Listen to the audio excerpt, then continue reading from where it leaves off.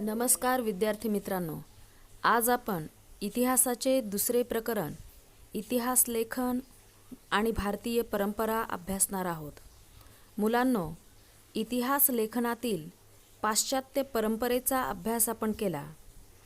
आता आपण भारतीय परंपरा अभ्यासणार आहोत. भारतीय परंपरा अभ्यासत असताना याचे 4 टप्प्यात वर्णन केले जाते. प्राचीन काळातील इतिहास लेखन, मध्ययुगीन इतिहास लेखन, आधुनिक इतिहास लेखन आणि स्वातंत्र्योत्तर काळातील इतिहास लेखन. अशा प्रकारे या 4 टप्प्यांच्या आधारे आपल्याला भारतीय इतिहास लेखनाची परंपरा समजून घ्यायची आहे. भारतीय इतिहास लेखनाची वाटचाल. प्राचीन काळातील इतिहास लेखन. प्राचीन काळात भारतामध्ये पूर्वजांचे पराक्रम, दैवत परंपरा, सामाजिक स्थित्यंतरे इत्यादींच्या स्मृती केवळ मौखिक परंपरेनेच जपल्या जात होत्या. त्या काळात कुठलेही लिखित पुरावे सापडत नव्हते, परंतु मौखिक परंपरेने जपलेली माहिती आपल्याला मिळते. हडप्पा संस्कृतीमध्ये मिळालेल्या प्राचीन लेखांच्या आधारे भारतामध्ये लेखनकला इसवी सनापूर्वी 3ऱ्या सहस्त्रकापासून किंवा त्याही पूर्वीपासून अस्तित्वात होती असे दिसते. परंतु हडप्पा संस्कृतीची लिपी वाचण्यात अजूनही यश मिळालेले नाही. मौर्य सम्राट अशोकाने धर्मप्रचारासाठी केलेला कलेला खूप महत्त्व दिले. धार्मिक लेख लिहिण्यासाठी त्याने ब्राह्मी आणि खरोष्टी या 2 लिपींचा उपयोग केला आणि तेव्हापासूनच संपूर्ण देशात लेखनकलेचा व्यापक स्वरूपात प्रसार झाला. भारतातील ऐतिहासिक स्वरूपाचे सर्वाधिक प्राचीन लिखित साहित्य हे कोरीव लेखांच्या स्वरूपातील आहे. त्यांची सुरुवात मौर्य सम्राट अशोकाच्या काळापासून म्हणजे इसवी सनापूर्वी 3ऱ्या शतकापासून होते. सम्राट अशोकाचे कोरीव लेख हे प्रस्तरांवर आणि दगडी स्तंभावर कोरलेले आहेत. प्रस्तर म्हणजे एखादा अखंड दगड किंवा मोठा पाषाण होय. अशा या पाषाणांवरती हे लेख आढळतात. इसवी सनाच्या 1ल्या शतकापासून धातूची नाणी, मूर्ती आणि शिल्पे, ताम्रपट इत्यादींवरील कोरीव लेख उपलब्ध होऊ लागतात. यामधून महत्त्वाची ऐतिहासिक माहिती मिळते. या सर्व प्रकारच्या कोरीव लेखांमुळे संबंधित राजाचा काळ, तो कोणत्या इसवी सनात त्याची सत्ता होती, हा कालावधी या लेखांवर कोरलेला असल्यामुळे आपल्या तो लक्षात येतो. राजाची वंशावळ म्हणजे त्या राजाचा पुत्र, त्यानंतर त्याचा पुत्र यांची वंशपरंपरा कशा पद्धतीने होती हेही आपल्याला समजते. त्या राजाचा राज्यविस्तार कुठपर्यंत होता, कोणकोणत्या प्रदेशांवर त्याने राज्य प्रस्थापित केले, तो प्रदेश समजतो.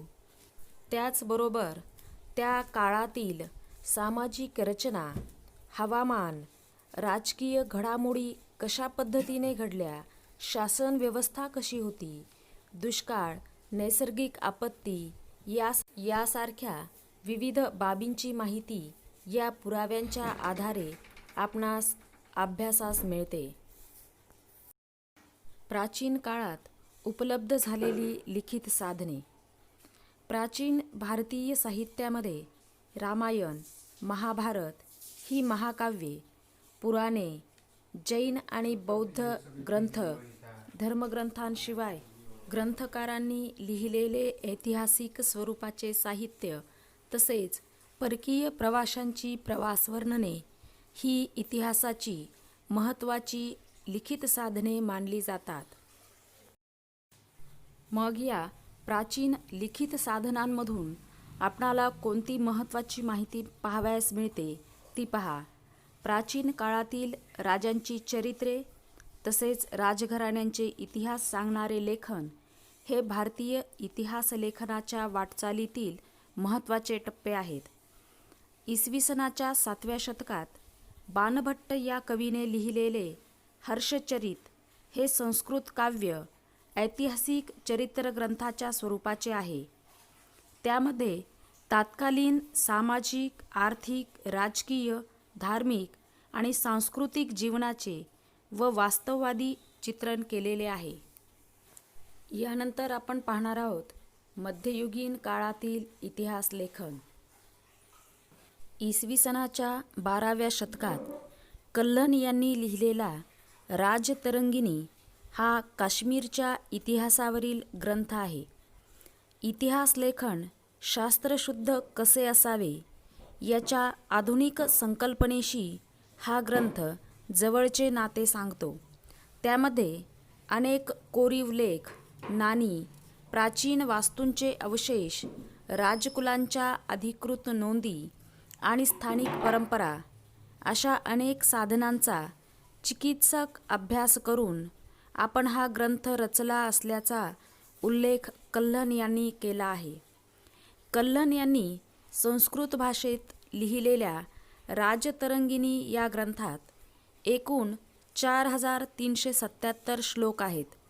हा ग्रंथ भारताचे नंदनवन असलेल्या काश्मीरचा भूगोल समजून घेण्यासाठी उपयुक्त ठरतो. कल्हण यांनी येथे होऊन गेलेल्या प्रत्येक राजाचे गुण व दोष याचे वर्णन केलेले आहे.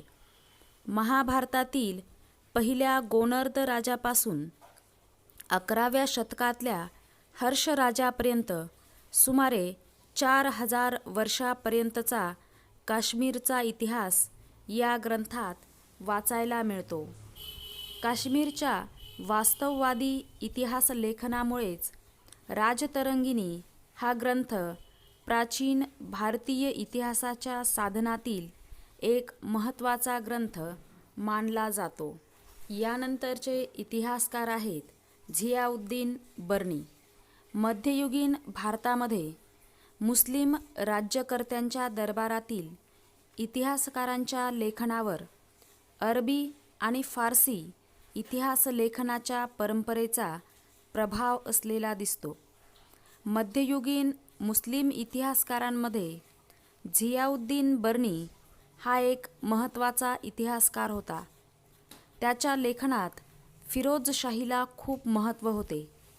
त्याने ग्रंथाच्या प्रस्तावनेत इतिहासाची विशेषता यावर प्रकाश टाकलेला आहे. त्याचबरोबर इतिहासकाराचे कर्तव्य याचाही उल्लेख त्याने केलेला आहे.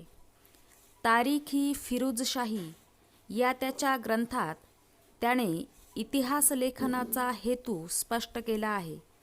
त्याच्या मते इतिहासकाराचे कर्तव्य फक्त राज्यकर्त्याच्या पराक्रमाचे आणि कल्याणकारी धोरणांचे वर्णन करून संपत नाही, तर त्यांच्या दोषांचे आणि चुकीच्या धोरणांचे चिकित्सक विवेचनही त्याने करायला हवे. एवढेच नव्हे तर संबंधित काळातील विद्वान व्यक्ती, अभ्यासक, साहित्यिक आणि संत यांचा सांस्कृतिक जीवनातील प्रभावही लक्षात घ्यायला हवा. बर्नीच्या या विचारसरणीमुळे इतिहास लेखनाची व्याप्ती अधिक विस्तारली. मुघल बादशहांच्या दरबारातील इतिहासकारांच्या लेखनात राज्यकर्त्याची स्तुती आणि त्यांच्याबद्दलची निष्ठा या पैलूंना विशेष महत्त्व प्राप्त झाले. त्याखेरीज त्यांच्या वर्णनात समर्पक पद्य उतारे आणि सुंदर चित्रांचा अंतर्भाव करण्याची पद्धतीही सुरू झालेली दिसते. यानंतरचा इतिहासकार आहे बाबर. मुघल साम्राज्याचा संस्थापक याचे आत्मचरित्र तुझुकी बाबरी आहे. त्यामध्ये त्याने त्याला कराव्या लागलेल्या युद्धांची वर्णने केलेली आहेत. त्याचबरोबरीने त्याने प्रवास केलेल्या प्रदेशांची आणि शहरांची वर्णने, तेथील स्थानिक अर्थव्यवस्था आणि रीतिरिवाज, वनस्पतीसृष्टी यांची बारकाईने केलेली निरीक्षणे यांचाही समावेश आहे. या पुढील भाग आपण पुढच्या तासिकेत पाहणार आहोत. धन्यवाद.